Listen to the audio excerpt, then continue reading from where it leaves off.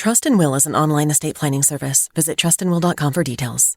Ooh, Trust and Will. My dad and I were always close, but some things we just didn't talk about, like his will. After he was gone, we found out he didn't have one, and it created a lot of stress during a time of grief. Creating a will can be hard to think about, but avoiding it can lead to greater difficulty for the people you love. That's why Trust and Will makes estate planning simple. Create a will online in as little as 30 minutes. Now, I have a will in place to make sure my loved ones are protected. With Trust and Will, it was easy and affordable, and I got peace of mind knowing my wishes are clear. Trust and Will. Get 20% off when you visit trustandwill.com/future. That's trustandwill.com/future to get 20% off. trustandwill.com/FUTURE.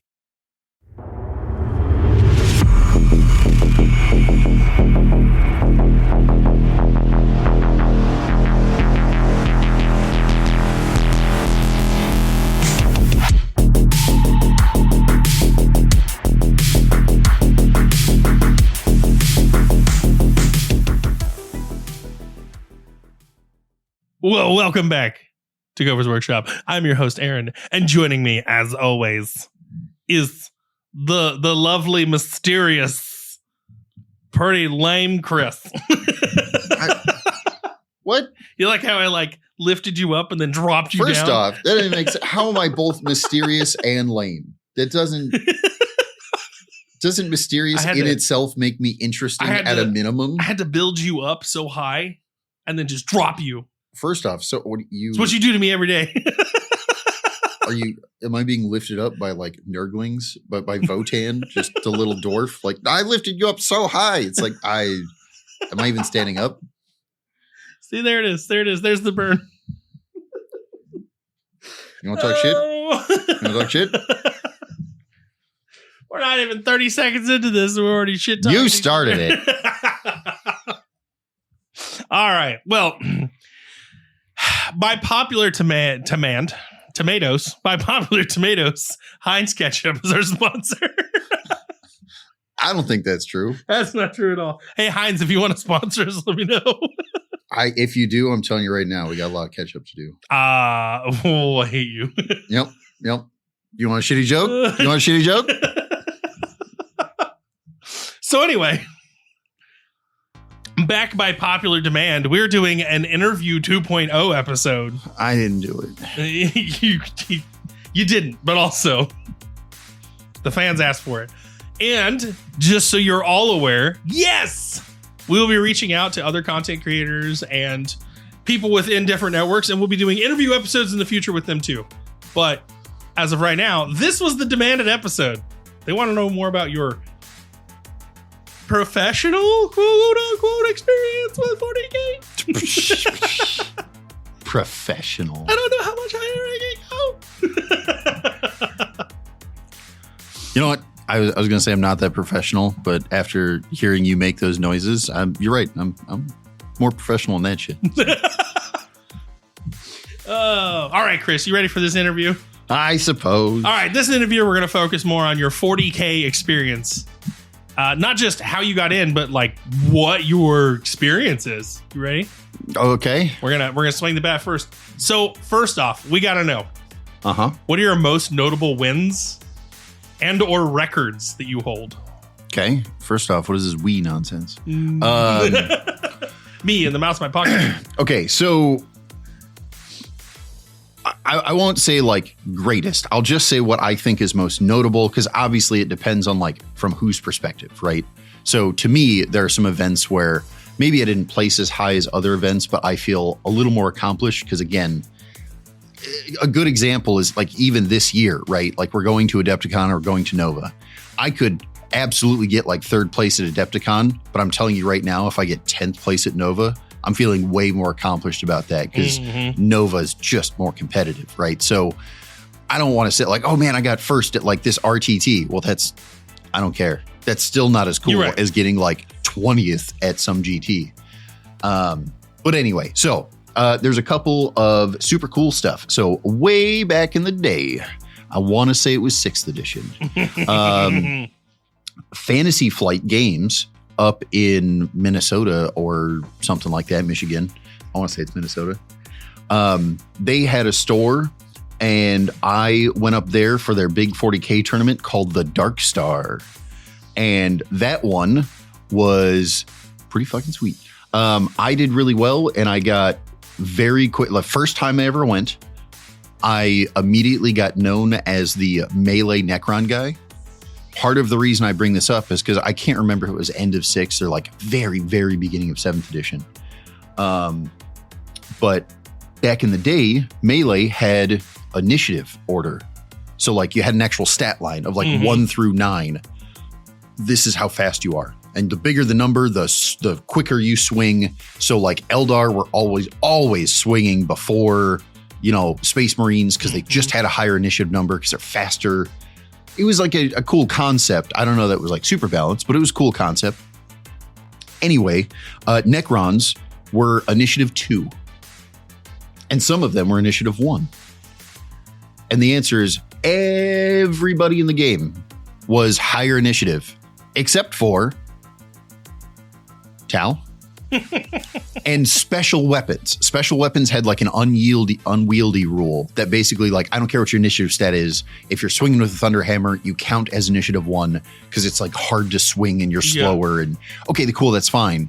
But the long story short is like Necrons were basically considered to be almost as bad, like this much better than Tau. That's how bad their melee was at the time. Also keep in mind at the time that we didn't have like any of the Scorpec guys. We only had one version of Wraith. So we didn't even have like good melee units back in the day. It was all gunline for Necrons and like vehicles and stuff, right? Technically we had some Satan, but that was like our only melee option was Satan. And then I took Necrons and played this melee thing because like my primary faction is wolves, so I understand the melee phase really well. And then I took this Necron list that looked, initial like glance, looked horrible. Because I'm taking shit that's like, no, I'm going to take this command barge and I'm going to yeet him forward by himself and use him for melee. And they're like, but he's a support piece. Why would you? That's awful. And I was doing well. That event, I want to say, was 6 rounds, and then they had like a shadow round for the top like couple of people. So it ended up being 7 because like tiebreakers and stuff like that were weird. So I played in 6 rounds because I didn't make the shadow round. But I think I was, I know I lost 1. I think I actually lost 2. So it was 2 and 4. If I remember correctly. And the one of them that I lost was like super close, totally fair, like dice rolls happened, no big deal. There was one where I got a little, it was totally legal at the time, but there was this one player that kind of put me on tilt, and I think that's why I lost the second one. As much as like, sure, we're going to blame it on dice rolls, but I was totally on tilt. I played against this Eldar player, and he had the Rogue Trader era Avatar of Cain. So if you know how big the Avatar of Cain is now, basically before that, there was only 2 versions. There was the Forge World version, which was even bigger. And then there was the Rogue Trader one, which was, I joke you not, old Space Marine size. Not new Space Marine. That's too big. Old Space Marine size with a spear. He was fucking tiny.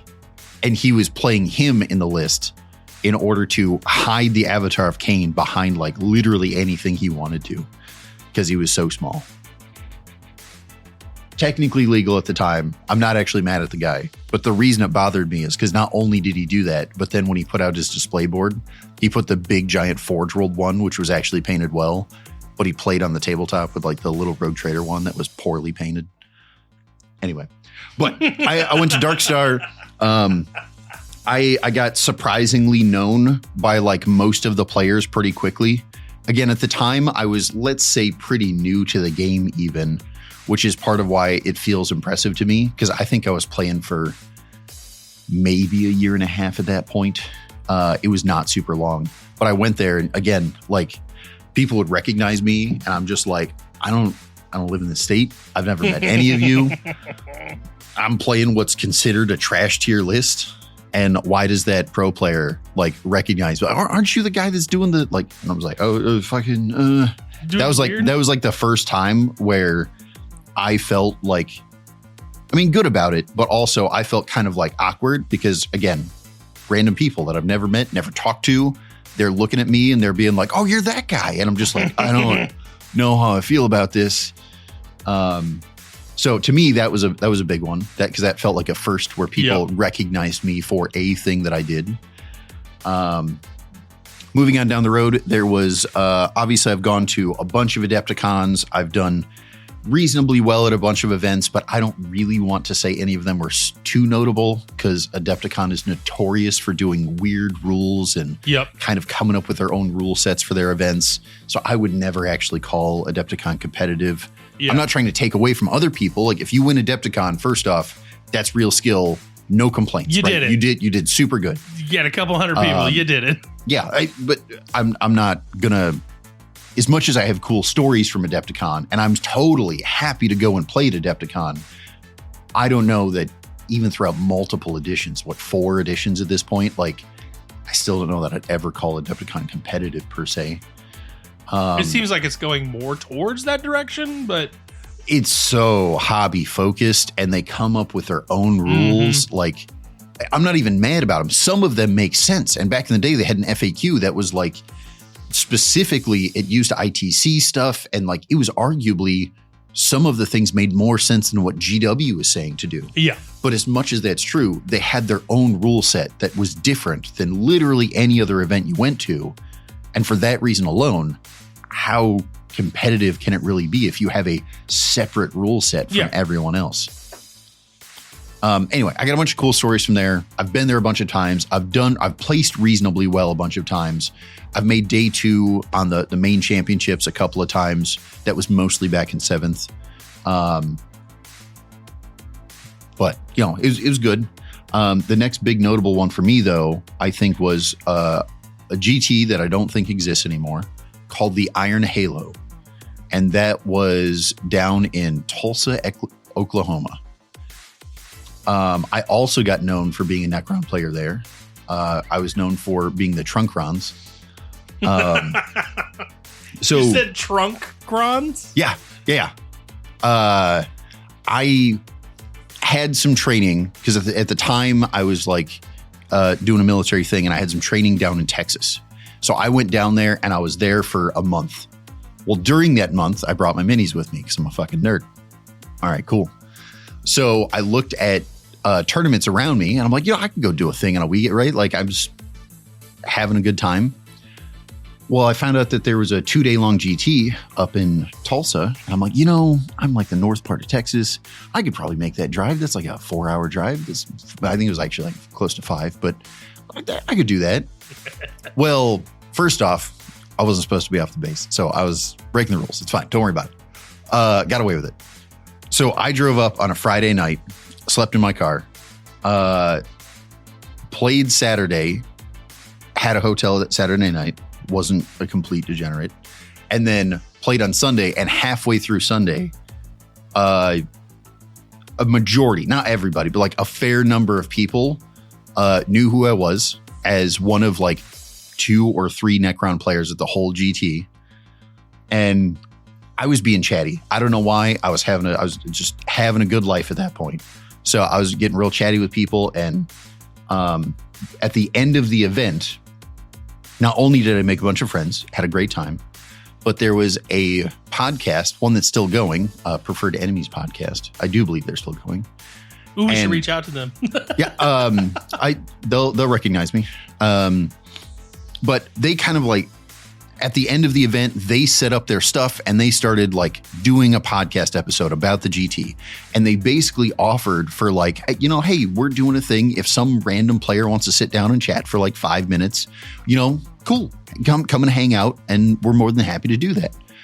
Well, I was like walking by, cleaning up stuff. And I was actually helping one of the organizers kind of clean up some terrain at the end. And they kind of saw me. They're like, oh, hey, come on over, because they like one of the guys recognized me. And then we started chatting. And they're like, you're the guy with the Necrons that they were just left over whatever you had in your trunk, right? And I'm like, yeah. Yeah, that's me. And they're like, oh, yeah, I heard you're doing like really good. And I'm like, yeah, I didn't win or anything. But, I was like, I did really well. I had a winning record. I think that one I think it was 5 round and I was 4-1. And out of what you just pulled out of a trunk. Yeah. And I just, again, was having a blast with my Necrons. And they're just like, oh, you're like the trunk round guy, blah, blah, blah. And I was like, yeah, cool. So that was the first podcast I was ever on was someone else's podcast. They randomly saw me walking past and had me sit down because they heard about me. And again, I'm not saying that like I'm going around and I got first place in this and first place in that. Like I got first place in many tournaments, but I don't know that those are like the notable things to me. Yeah. Cause it's like, how many RTTs have you won? I don't know, but the answer is I lost count, right? Because RTTs are so small relatively. If you go to an RTT, like our local shop, right? Yeah. We have a good sized RTT, by the way, like consistently. Yep.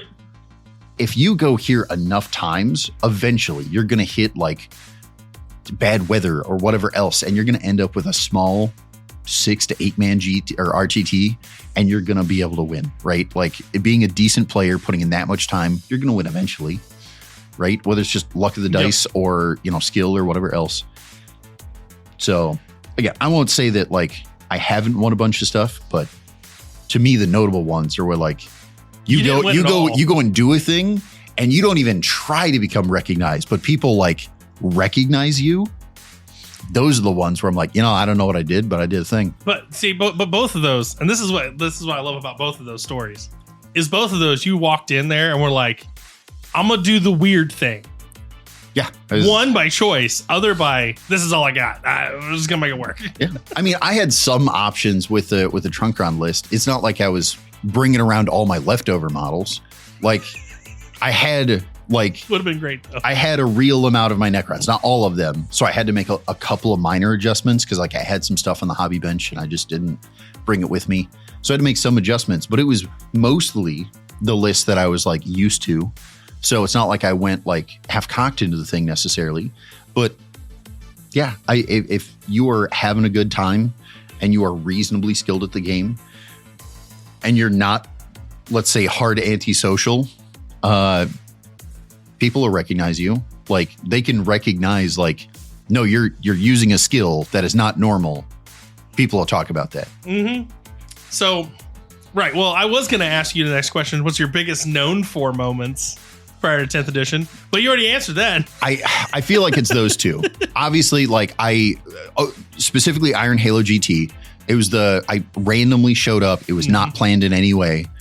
The year I showed up was actually the first year that they did it. So we were like in a basement of a church and it was weird, but I got to talk to those guys and kind of hang out, and I ended up going to several of their other GTs in like later years.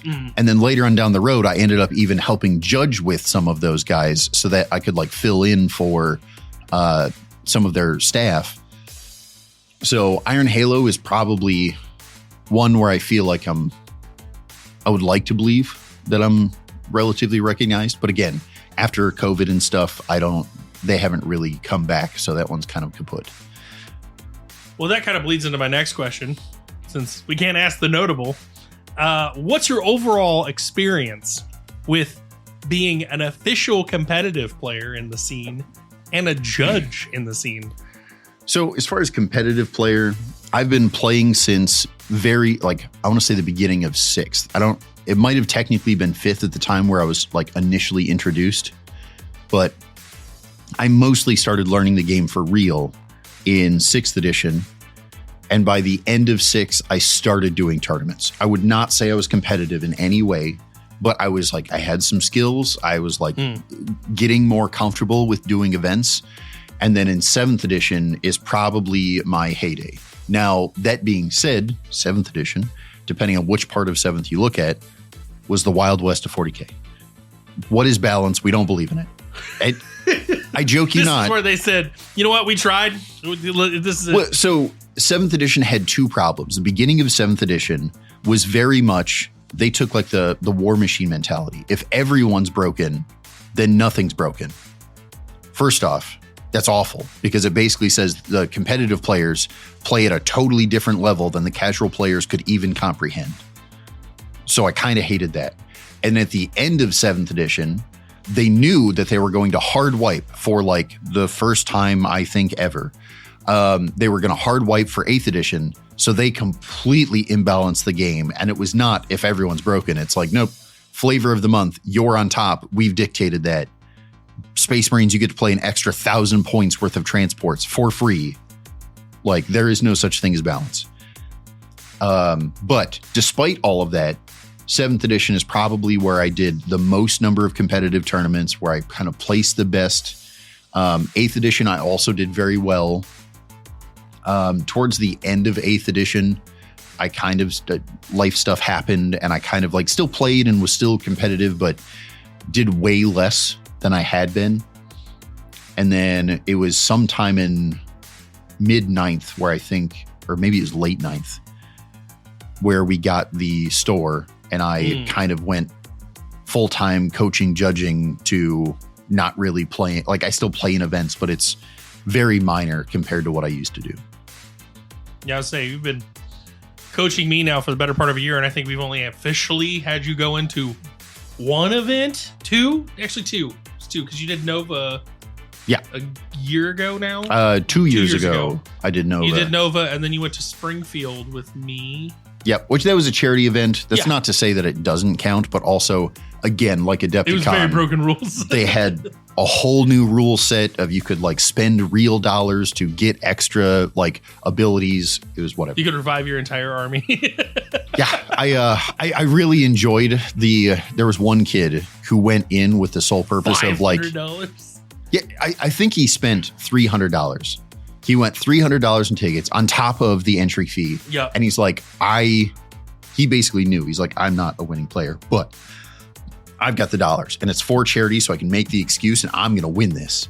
And then he had $300, and I want to say he spent like, I played him round 2. He spent maybe $20 of his like $300 round 1. Round 2, he was struggling so hard that he spent $170 out of his $300 on me, or maybe it was $175. And then he still lost. Oh, that's so mean. I'm not trying to like shit on the kid, but also it was, I didn't know what to do other than kind of like internally laugh, right? Like, you literally get to break the game. The game literally says, for charity, if you spend dollars, you can just win. And then he spent almost $200 and was still like, didn't understand target priority, didn't understand how these mechanics work. I mean, this is a prime example of why these things are important. But anyway, so that brings us to the next question. What are some of the most notable events you've attended? As far as big events, Adepticon is probably the biggest event that I've gone to the most number of times. That's kind of out of convenience from where I live, right? Like, it's just an easy drive, so I could go to Adepticon every year. Back when Gen Con did real amounts of 40K events, I also did that. They still have events, let's say, but they've got like one and it's tiny. Gen Con basically doesn't do 40K anymore. I've gone to Richmond Open. I've gone to Nova, obviously. Iron Halo in Tulsa. I've gone to Kansas City Open back when it was Kansas City Open. Now I think they've moved to Independence, Missouri, and I forget the name, but it's slightly different name. So I've gone to a bunch of big events. I haven't placed well in like all of them, but I've placed well in a majority of the events I've done since, let's say, mid 7th. Kind of going backwards to the previous question slightly. As far as my judging is concerned, I started judging also towards the end of 7th into 8th is when I started really getting into the judging. And I have judged, I mean, at this point, hundreds of events, but as far as GTs, I've been the side judge, like a secondary judge at probably 20, 25 different GTs. Some of them are obviously like different years, but I used to kind of do a bit of traveling throughout the Midwest to like help out at judge different events. Knowing the Iron Halo guys kind of helped me get the into knowing a bunch of the other head organizers. As far as being a head judge, I've only done as head judge, let's say 3. One of them was our own this year.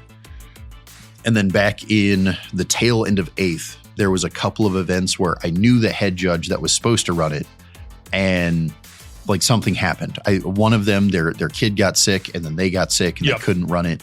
So they asked me to go from a side judge to the head judge. And then there was another one where it was some store owner that was trying out his first GT, and his head judge, basically they got into an argument or something dumb, and his head judge wasn't going to show up. So he kind of called me up since, I was a little better known at the time as far as judging. And I filled in for that. Well, you knocked off a bunch of questions I have later, but that's okay. I mean, you can ask them anyway. I can try to fill in a little more because I'm like sporadically giving you information here. You're right. So with all that being said, we're going to move on to a little bit more of the interesting side of things. We're going to get your opinion. You ready for this? Interesting. Am I not entertaining enough? You're not entertaining enough. So you are not entertained. I understand. I am not entertained. So, all right. What events stood out to you? You've been to all these events. You've done all these things. You've judged. You've played. You've got hundreds and hundreds and hundreds of events under your belt. Sure. I mean, over the course of many years. Many years, you're right. Yeah. Which one stood out to you? You already told us where you stood out. But Sure. Which one stood out to you? Okay, so in what way? Like, if we're talking about, Like I we're think we're constantly on this podcast talking about competitive, right? Sure. So let's focus on the thing that people tuning into this want to know, which is which one stood out to you in a competitive aspect? Which ones did like a great job of being a competitive, or like which ones did absolute dog shit? Okay, so this has multiple answers here, and I'm a little hesitant to say some of this because some of these events are technically still running, but Dark Star, be nice. Sure, Dark Star by Fantasy Flight. Yeah, they back when they were running it, they're not anymore. Yeah, but back when it was in 7th edition and they were running it, I got to be honest, they were extremely professional. Things felt reasonably competitive. Obviously, they were dealing with the edition, which was crazy at the time, but as much as they like have little issues with some of the players or whatever, I was very impressed by their thing. It was one of the first GTs that I went to, and it was very impressive to me. And maybe looking back at it, I would be less impressed with certain things, but at the time, I was very impressed. So as much as I would love to give Fantasy Flight shit about a bunch of other games, as far as 40K is concerned, I was very impressed. They did great. Also, their shop is amazing, by the way. And then that's coming from the owner of his own shop. He's saying they're amazing. I went into their store, and it was the first time that I was ever in a game store that had a full service kitchen. Like, it was again. One day we'll get there. I'm not made of money, and they've been made of money for a hot minute, but also very impressed. So as far as like the staff was concerned, as far as the location was concerned, I don't know that I can. Like, Dark Star was pretty amazing. Iron Halo, I think, obviously I went to them like the first year they had ever run it. I'm not going to say they were like the best. It's their first year. No one's expecting them to be the best, but they were running for many years. And I got to be honest, like when I started judging for them, I think they really stepped up their game, not because I was judging, but because like they had learned some things, they had figured it out. They finally come into their own at that point. Yep. And I think they were extremely professional. They were very fair as far as like when a shithead happens, they were able to like handle the issues without ever getting like in an arguing match. They always made things fair. They knew when to punish people. They knew when to be like, okay, I understand that you're both like fighting about it, but you both need to calm down. Like they cared a lot about like terrain balance, which I'm super impressed with. That's part of the reason that I care so much about it, because I think it made a real difference and they made a big deal out of that. So Iron Halo was amazing in the latter years. Again, this doesn't exactly answer it, but like Adepticon to me is a hobby centric thing, right? Yeah. If you're looking for hobby stuff, I'm going to tell you Adepticon's amazing. I'm never going to say it's competitive, and that's not to shit on them. That's just the reality of like they're so hobby focused. You're going to get competitive players there, but yeah, to clarify what you're saying, because when I went to Adepticon, it was my first major. Okay, you kept telling me when I went, it's hobby focused, it's hobby focused, it's hobby focused. I went, yeah, okay, whatever. I didn't not believe you, but I also didn't put as much weight into it. Mm-hmm. I get there. A lot of my points were from my display board. Like a lot were from my display board. A surprising amount. Mm-hmm. It gets people every time. And honestly, like I heard the judges talking towards the end. Mm-hmm. They were talking about that was the tiebreaker. Like the points they got from the hobby. Yep. Like this is why it's not that it's not competitive. There are absolutely competitive players there. Correct.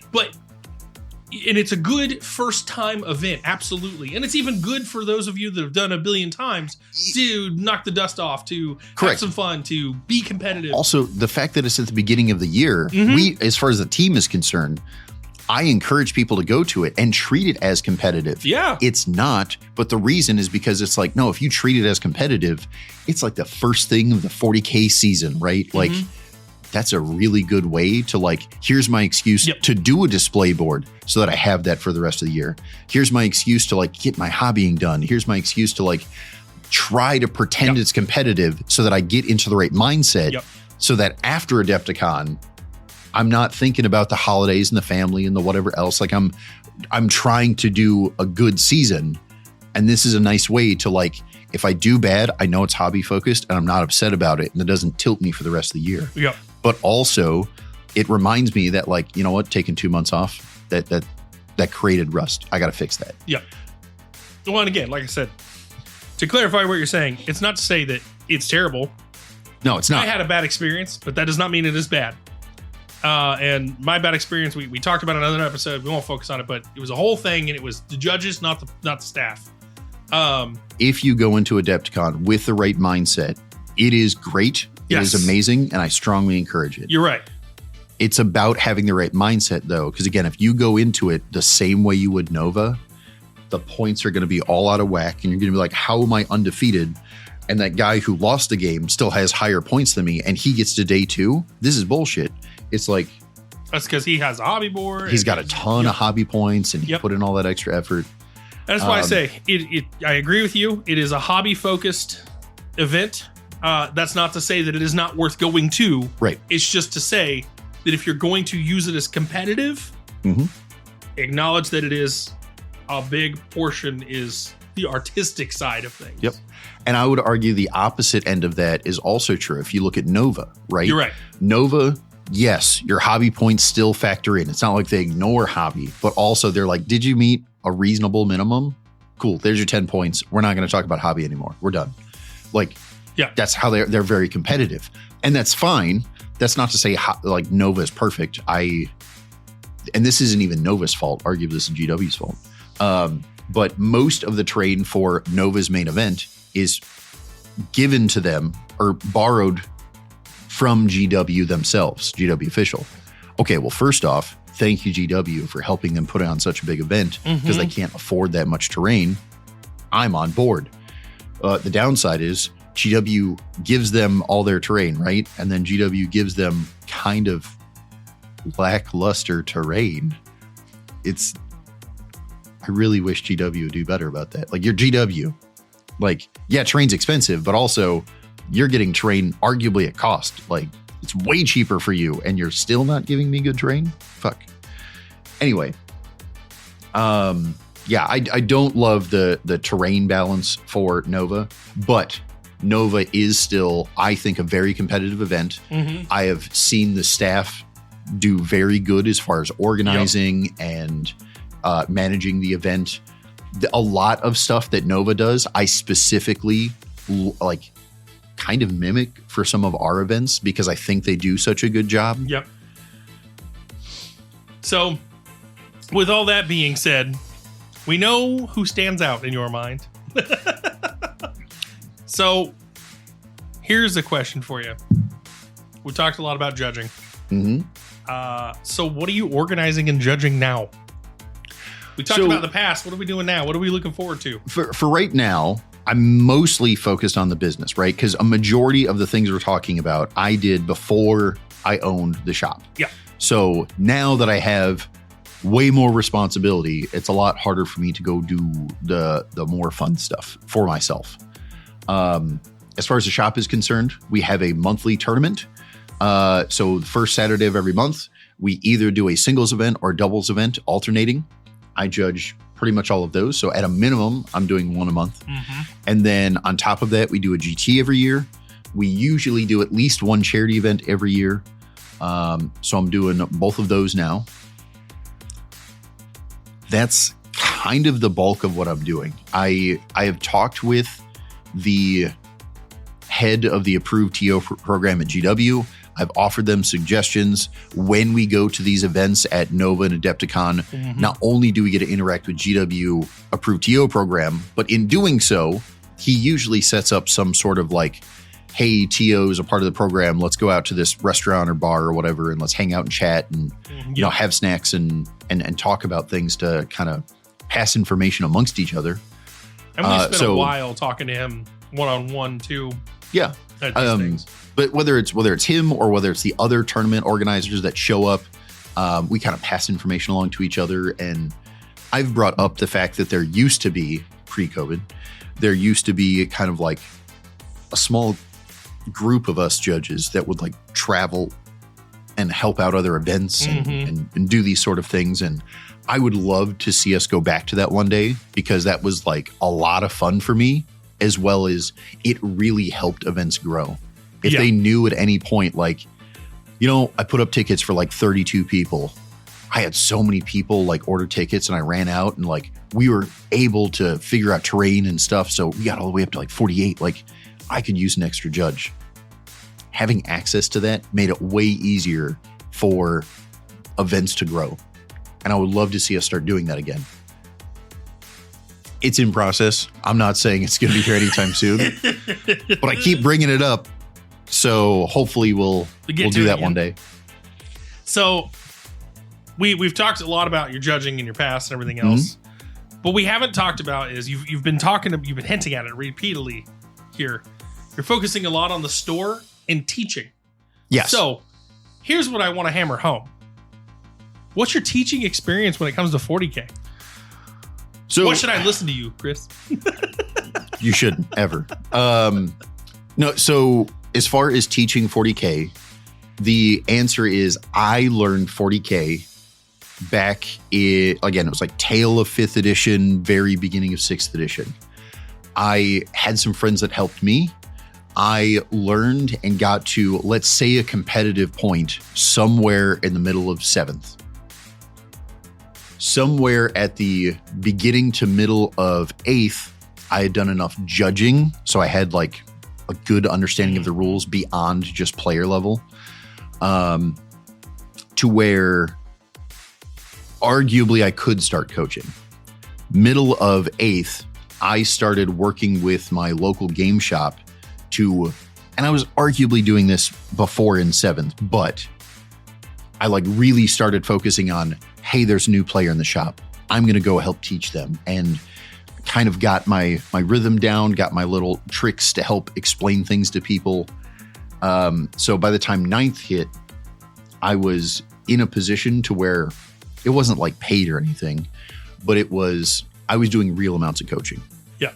Not only was I trying to be competitive and like coming off being actually competitive, but other people were trying to be competitive, and I really kind of helped them, you know, grind and figure some of that stuff out.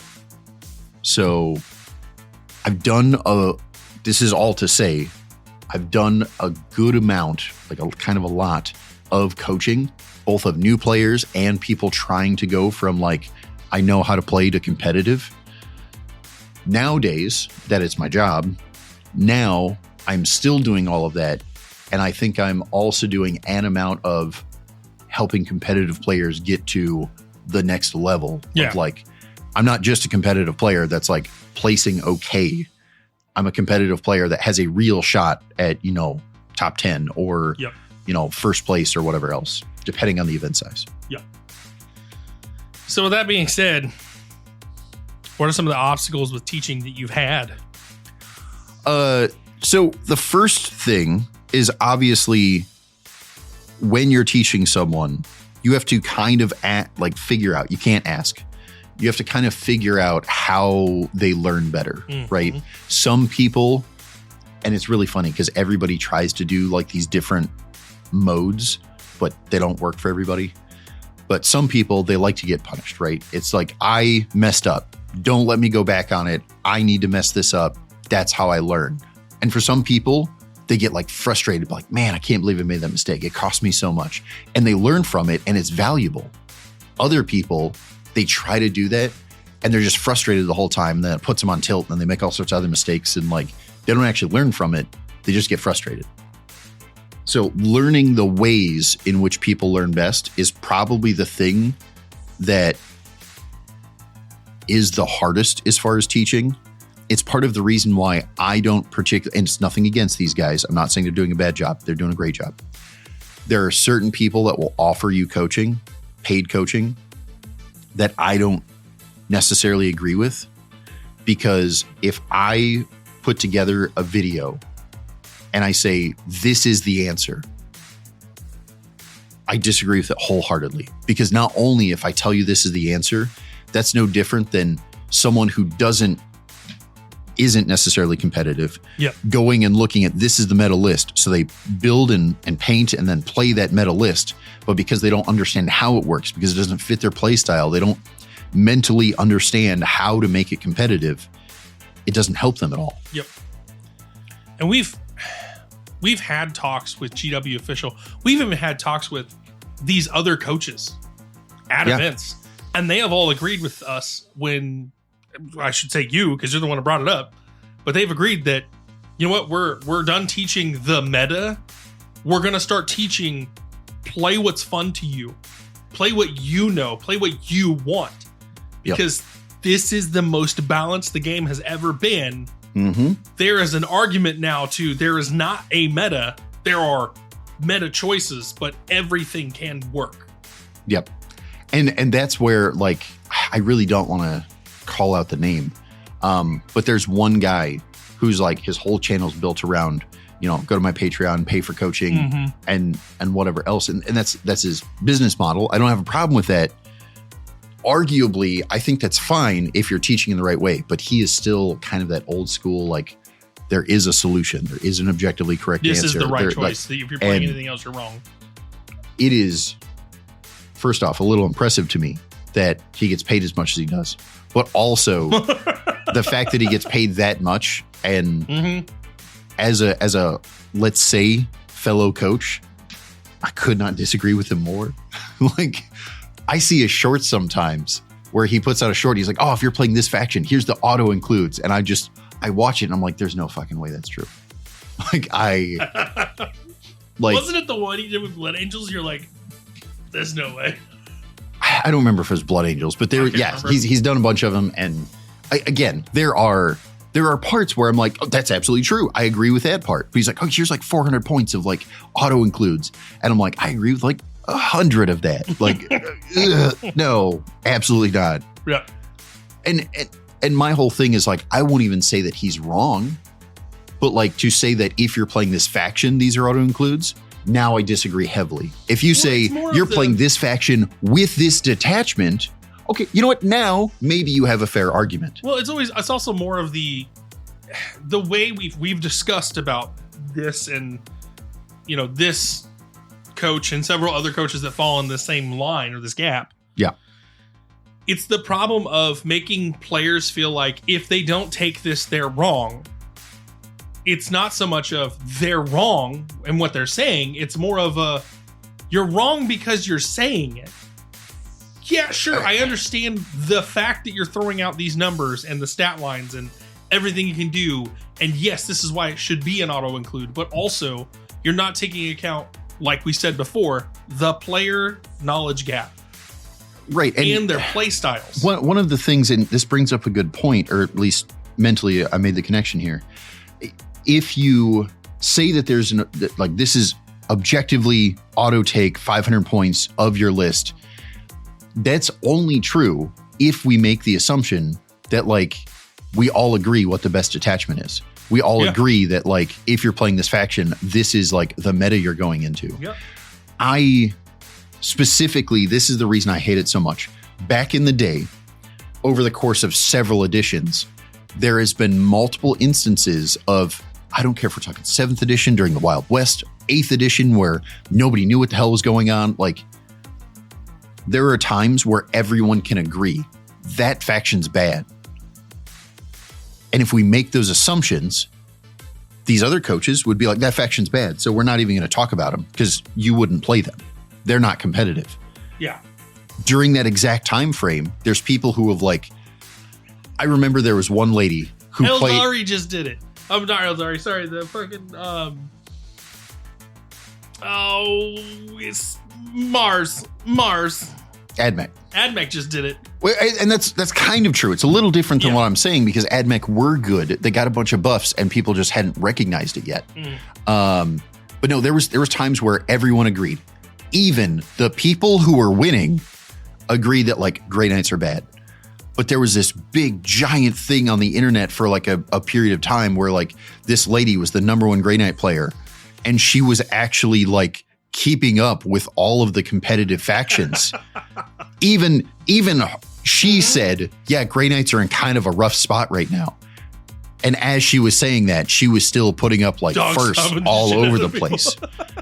And that's why she was the talk of the town, is because she's Grey Knights are in a bad place. And then she goes and does a second place at this GT. But again, and people are how? You're right.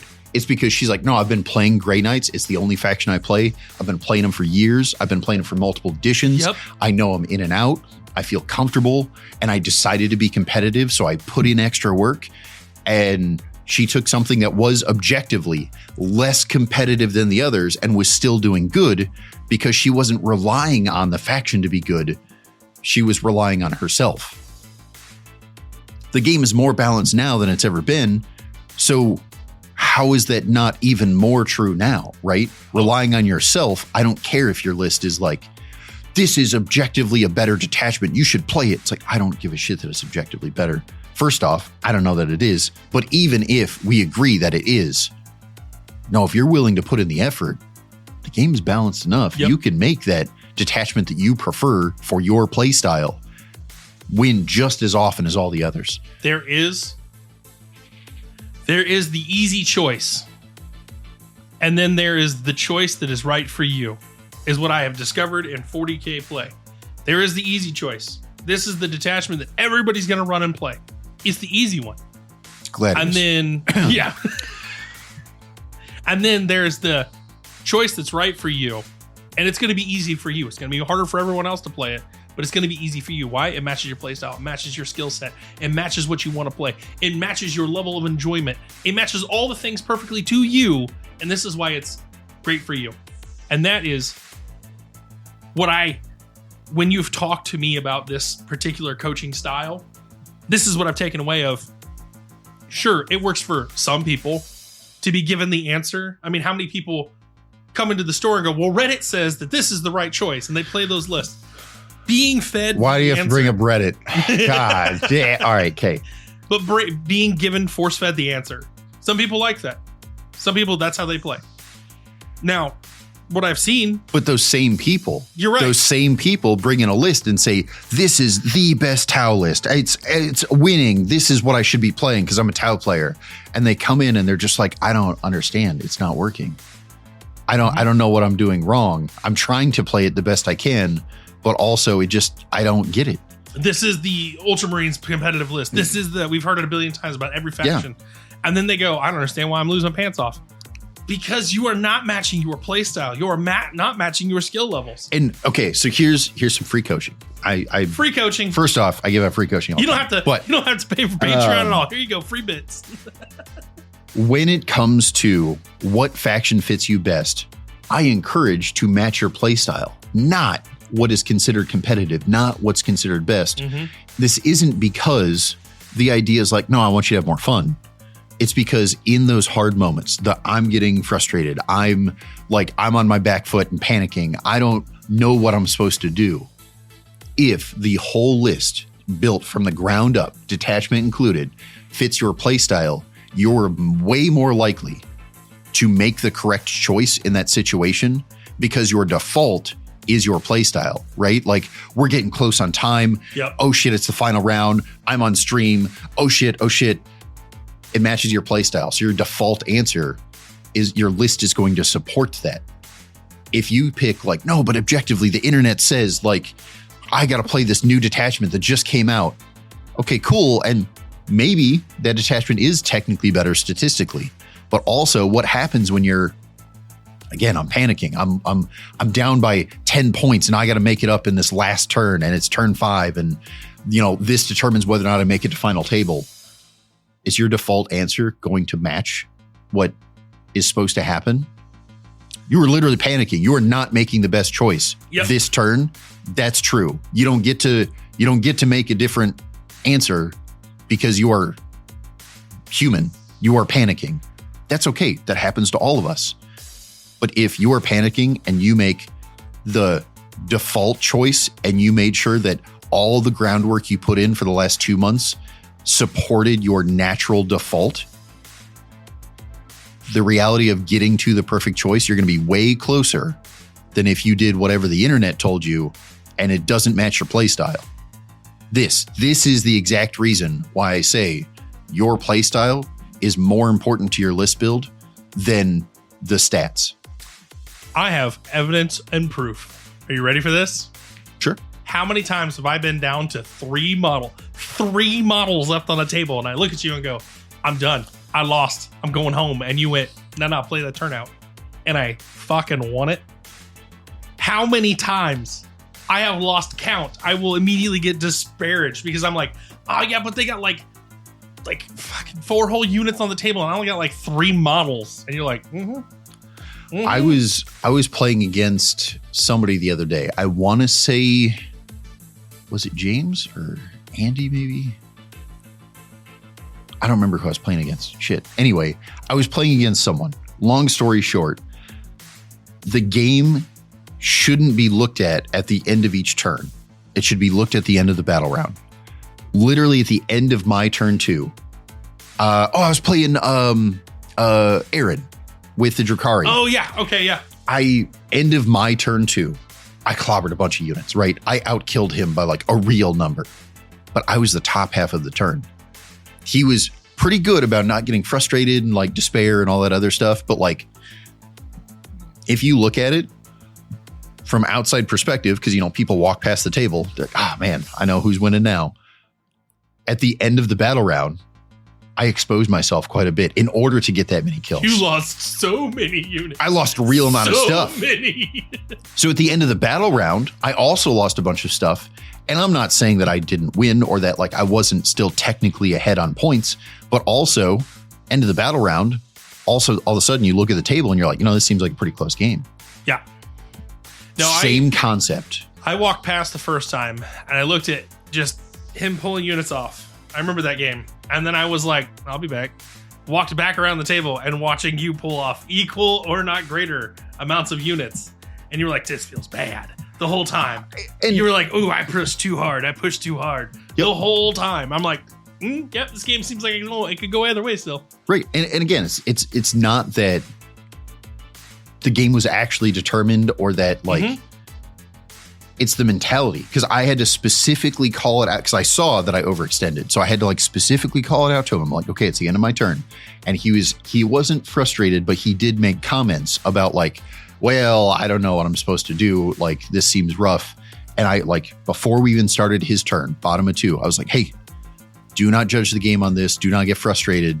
because I'm telling you right now, you're about to have a really good turn.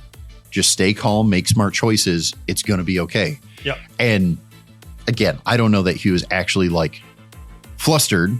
He was a little frustrated, but he wasn't flustered. And then after I said that to him, he's like, yeah, I'm not upset. It's fine. You're right. I'm just going to play out the turn and then we'll see where we are. And at the end of the turn, he's like, wow, I did way better than I thought I would.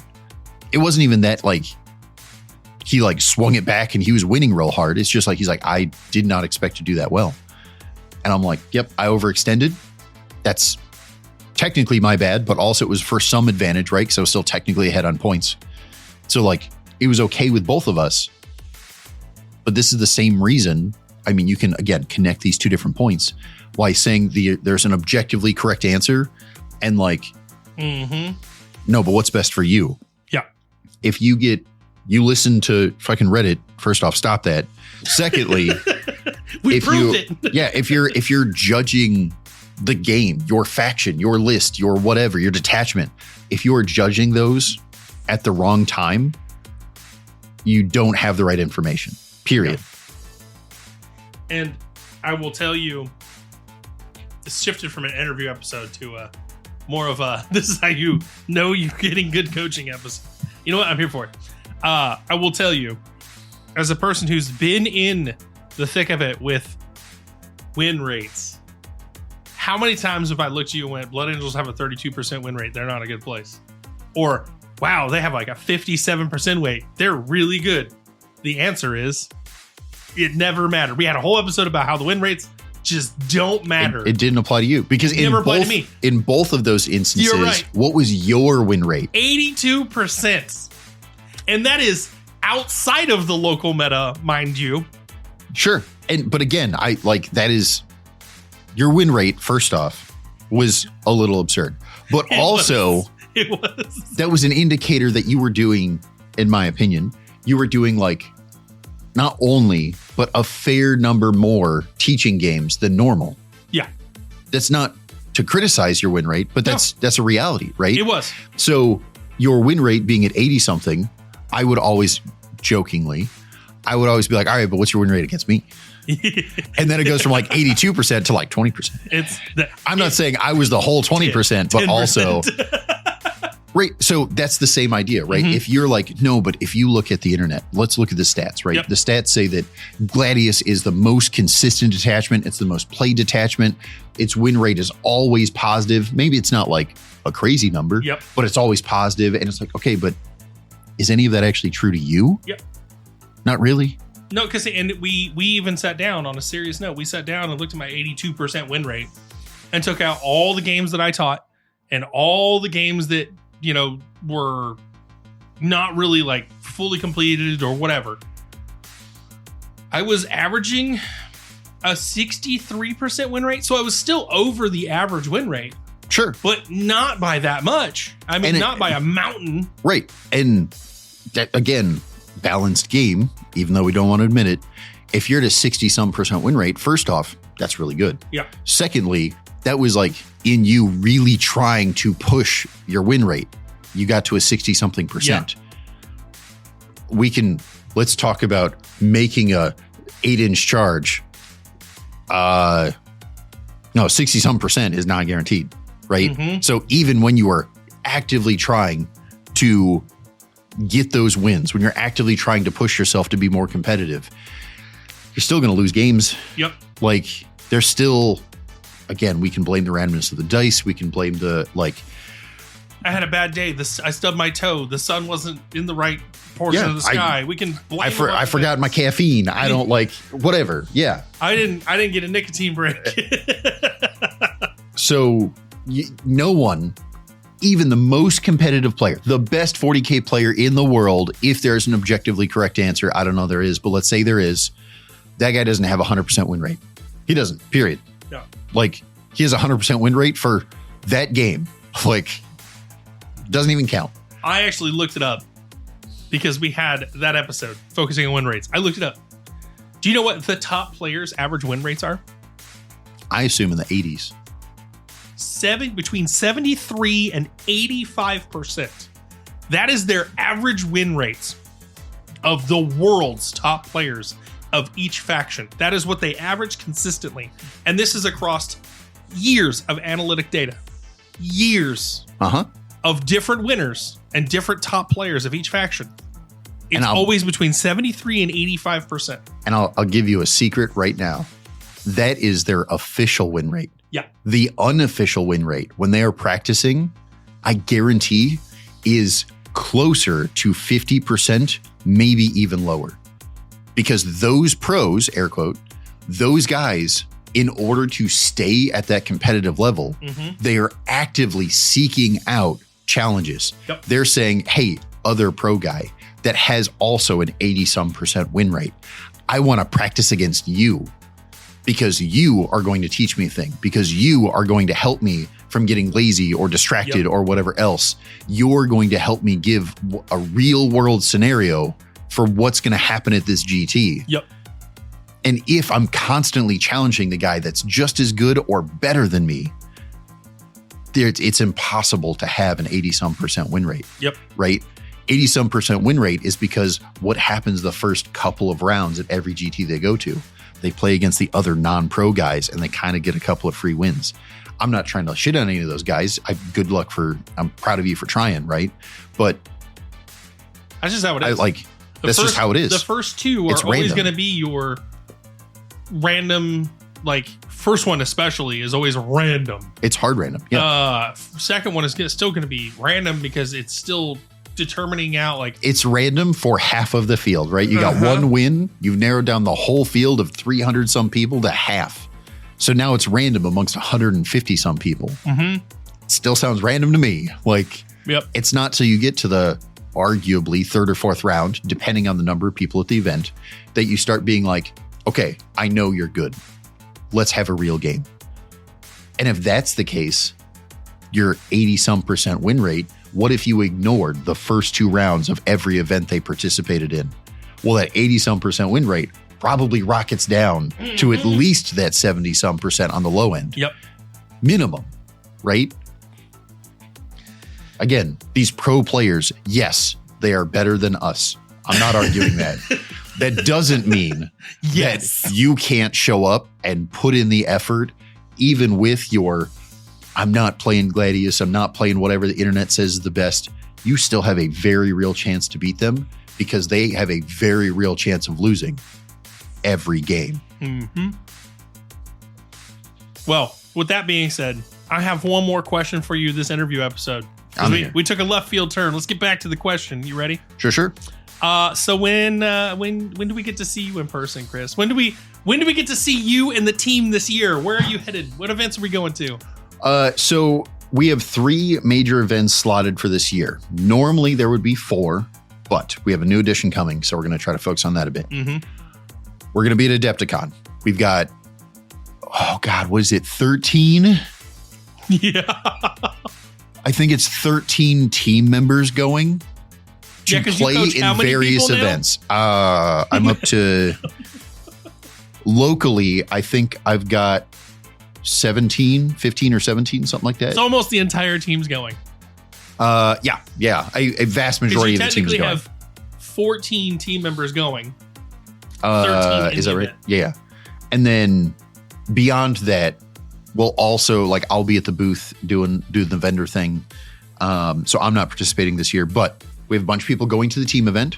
I will be at Adepticon in the vendor hall all week. So you can come say hi. And then the next major event, because of 11th edition, is going to be Nova. Normally we do a midsummer one. We're getting 11th edition. It's going to be a weird time. We had talked about this summer. We're just going to focus on local small events and practice. Yeah. So we do extra local events, not at our shop, but go to other shops in the area, do some other local events during the summer. We're doing Nova in the fall. Nova, we will also have several team members going. I don't know how many yet. That's a later me problem. And then I will be at the booth again for all of Nova. Then after that, we're doing RGT in the winter, late fall. Yep. Those are the 3 big events we're doing. Again, you may see me elsewhere because I'm going to actively, me personally, I'm going to try to get to some other smaller events So I may show up in, Springfield, Chicago, Indianapolis, etc. Yeah, because we had talked about you and me going to some too. Yeah. Not all of them together, but some of them. Sweet. So you're going to be at all kinds of things. We're going to be able to see you all over the place. Yeah. And again, I don't know exactly how often that's going to be. With 11th edition coming, we're going to have a bunch of videos, whether it's podcasts or shorts or long form videos, kind of explaining the changes to 11th, helping people with that transition. Plus, I know the team as a whole is really making some good strides and goals for this year with 11th edition. So I'll be spending a little extra time with them as well.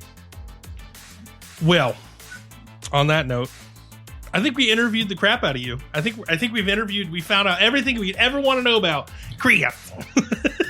Well, obviously, if people have questions, whether it's coaching or general questions, you guys are always welcome to shoot us a message on Patreon or comment and stuff like that. I try to get through as many of those as I reasonably can. There's even we haven't talked about it much, but we have our web store. We're a store. You can go buy things. We do discounts. We talk about it all the time. But did you know if you go to said web page, there's also a little section that says Discord? You can hit up Chris on the Discord too. I'm never getting a day off again. You're never getting a day off again. But yes, I have people messaging me all the time, and I apologize if I don't get back to you right away, but I will, for the most part, answer you. But yeah, you can always ask questions. I'm here to help as best I can. Specifically with the Patreon, different tiers offer different parts of coaching. So even if you're not local, you can't come in, you can't do the thing necessarily, playing events. I'm still happy to help you. We did a short, I think it's coming out next week. We did a short where specifically someone left a comment and was like, "Hey, my local area's arguing about Turbo Score patron, Renee." Oh yeah. But he left I guess he's a patron, so that's great. But he left a comment on a YouTube video. So even if he wasn't a patron, he was like, "Hey, my local shop's arguing about X and Y. Yeah. Can you do a short on it?" And we did. So absolutely. We absolutely did. That was a pretty good short too. We had so much fun with that one. You hated that one so much. Mostly because, in fact, only because I kept saying stupid things. I started off frustrated because, so while our lovely patron knew the right answer, his shop was arguing with him. And I'm happy to do the video and explain it and prove, that way you that can just go, he's in the right. Look. Yep. I'm happy to do that. But also it was frustrating from the get-go because I'm like, I feel bad for him. He is arguing about a thing that is so clearly cut and dry. Yeah. I feel bad. You shouldn't have to argue this. It's so obvious. And most shops, especially this late in the edition, this is not a thing we should be arguing about. I'm sorry, buddy. Well, speaking of patrons, we got to give a shout out to our patrons before we close out this episode. You ready? Yeah. So we got to give a huge thank you to our Guardsman patron, Sergeant Matt's Mini Minute, our White Shield Guardsman patrons, Mitch in Tiburus, and our Servo School patrons, Captain Beefalo, Dez, and Renee. So thank you to our patrons, because all of this content we're making wouldn't be possible without you. Your awesome amounts of support have helped us grow exponentially over the course of these last couple months. And we're looking forward to what the future has in store for us. And thank you to our listeners. We can't forget you either, because you also listening has helped us grow exponentially. So thank everyone for all their support. For all your support, we are reinvesting as much. I mean, we're not getting a ton of money. We're not a huge channel, but everything that we do get, all of the support that we get from you guys, we are investing. We are trying to get out more, battle reports. We're painting minis up right now, so we're ready for that. We are spending some of that money on equipment. We are using some of that to focus on as 11th edition comes out. We're going to have a big push for additional content to help everyone with the edition change. Yep. So we are working as hard and fast as our little feet can take us. Yep. Well, with that being said, Chris, I've got nothing else. What about you? I'm just a guy. I'm just a guy. I'm just a little guy. Just a little guy. Well, with that being said, thank you all for listening. Tune in next week. Hey everybody, it's Aaron. I want to thank you again for tuning in for this episode of Gopher's Workshop with us, hanging out and listening. Remember, leave a 5-star review. Let us know what you think. And if you feel like supporting us, you can always go to Patreon in the show notes below. Thanks. Till next time.